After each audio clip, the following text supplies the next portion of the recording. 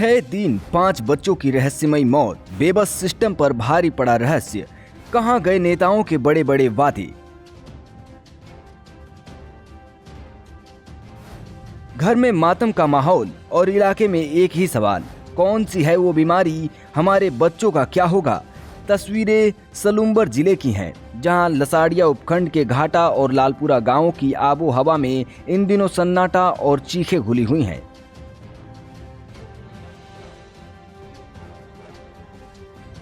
जिस आंगन में कुछ दिन पहले मासूमों की किलकारियां गुजती थी, वहां आज सिर्फ अपनों के खोने का गम और अज्ञात बीमारी का खौफ है। महज 5 दिनों के भीतर 5 नौनिहालों को काल के गाल में समाते देख पूरा क्षेत्र सहम उठा है। मामूली बुखार से शुरू हुआ यह सिलसिला देखते ही देखते इन परिवारों के चिराग बुझा गया।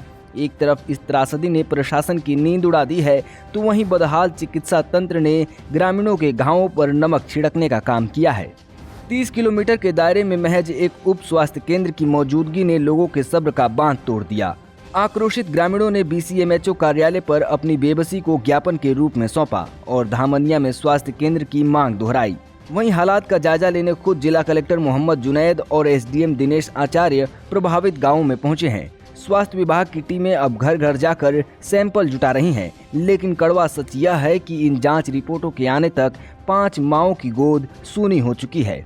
हमने पूरा टीम बनाया है गांव में सर्वे करने के लिए।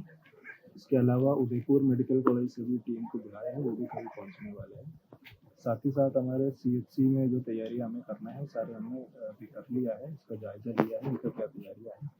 तो अस्थायी रूप से जितना स्टाफ चाहिए वो कल हम यहाँ रिक्रूट करेंगे उनको, तो पूरा इसको सर्वे करके आगे कोई घटना ऐसा नहीं है, इसके लिए हम पूरा प्रयास।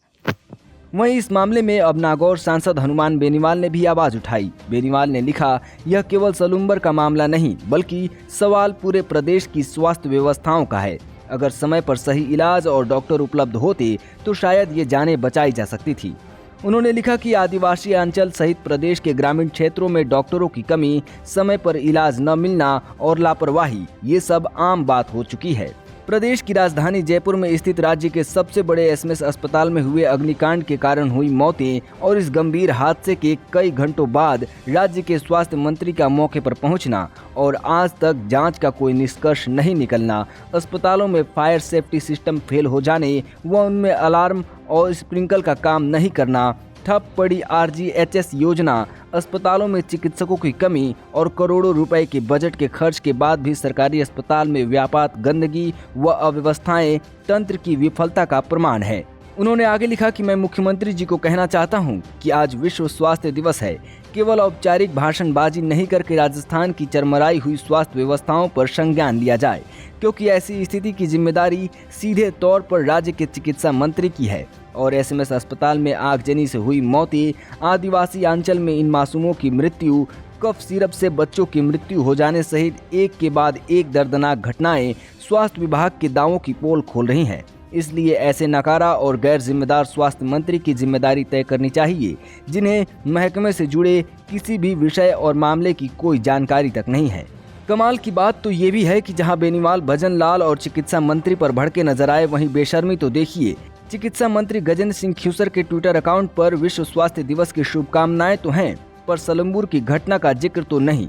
वहीं मामले की गूंज जब जयपुर तक पहुंची तो मुख्यमंत्री भजन लाल शर्मा ने अधिकारियों को सख्त निर्देश दिए। मुख्यमंत्री के आदेश पर RNT मेडिकल कॉलेज उदयपुर के चिकित्सा विशेषज्ञों की एक उच्च स्तरीय टीम प्रभावित गाँव में भेजी गई है। वहीं ग्राउंड पर भी टीम मौजूद है। प्रशासन फिलहाल सफाई और सावधानी की सलाह दे रहा है, मगर ग्रामीण इस सवाल का जवाब ढूंढ रहे हैं कि आखिर उनके बच्चों का कसूर क्या था। क्या समय रहते बेहतर इलाज मिल जाता तो शायद ये मासूम आज हमारे बीच होते।